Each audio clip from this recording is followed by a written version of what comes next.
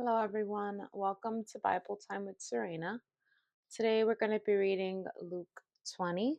Feel free to grab your Bible and read along with me. Otherwise, just sit and listen. Luke 20. The authority of Jesus questioned.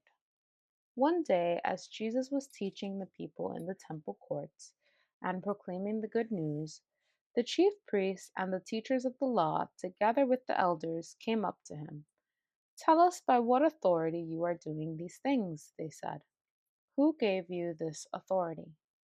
He replied, "I will also ask you a question. Tell me, John's baptism, was it from heaven or of human origin?" They discussed it among themselves and said, "If we say from heaven, he will ask, 'Why didn't you believe him?' But if we say of human origin, all the people will stone us, because they are persuaded that John was a prophet." So they answered, "We don't know where it was from." Jesus said, "Neither will I tell you by what authority I am doing these things." The parable of the tenants. He went on to tell the people this parable. A man planted a vineyard, rented it to some farmers, and went away for a long time. At harvest time, he sent a servant to the tenants so they would give him some of the fruit of the vineyard. But the tenants beat him and sent him away empty handed.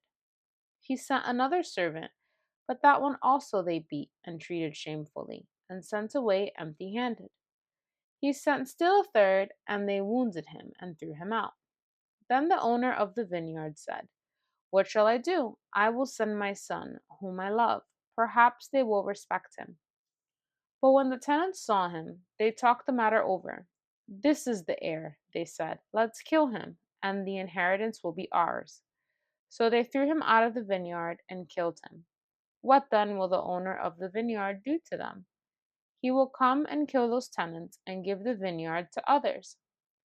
When the people heard this, they said, "God forbid." Jesus looked directly at them and asked, "Then what is the meaning of that which is written? 'The stone the builders rejected has become the cornerstone.' Everyone who falls on that stone will be broken to pieces. Anyone on whom it falls will be crushed." The teachers of the law and the chief priests looked for a way to arrest him immediately, because they knew he had spoken this parable against them. But they were afraid of the people. Paying taxes to Caesar.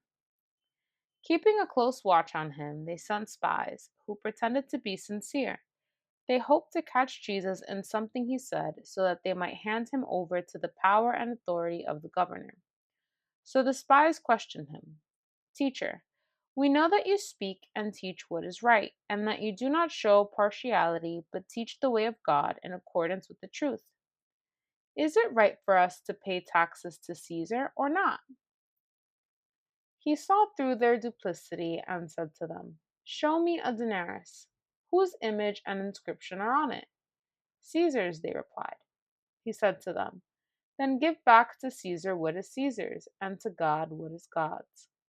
They were unable to trap him in what he had said there in public, and astonished by his answer, they became silent.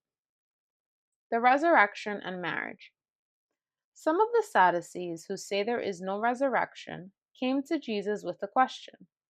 "Teacher," they said, "Moses wrote for us that if a man's brother dies and leaves a wife but no children, the man must marry the widow and raise up offspring for his brother. Now there were 7 brothers. The first one married a woman and died childless. The second and then the third married her, and in the same way the 7 died, leaving no children. Finally, the woman died too. Now then, at the resurrection, whose wife will she be, since the 7 were married to her?"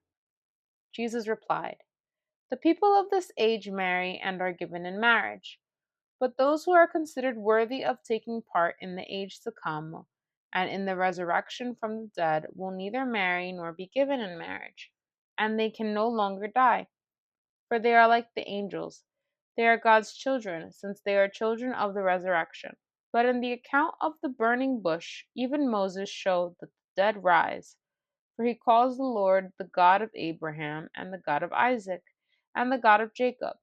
He is not the God of the dead, but of the living, for to him all are alive. Some of the teachers of the law responded, "Well said, teacher," and no one dared to ask him any more questions. Whose son is the Messiah? Then Jesus said to them, "Why is it said that the Messiah is the son of David? David himself declares in the book of Psalms, 'The Lord said to my Lord, sit at my right hand until I make your enemies a footstool for your feet.'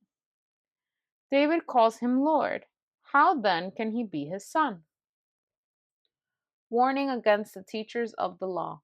While all the people were listening, Jesus said to his disciples, "Beware of the teachers of the law.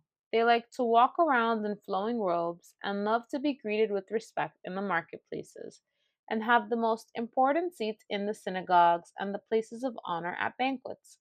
They devour widows' houses and for a show make lengthy prayers. These men will be punished most severely." Thank you for reading with me today, friends. See you next time.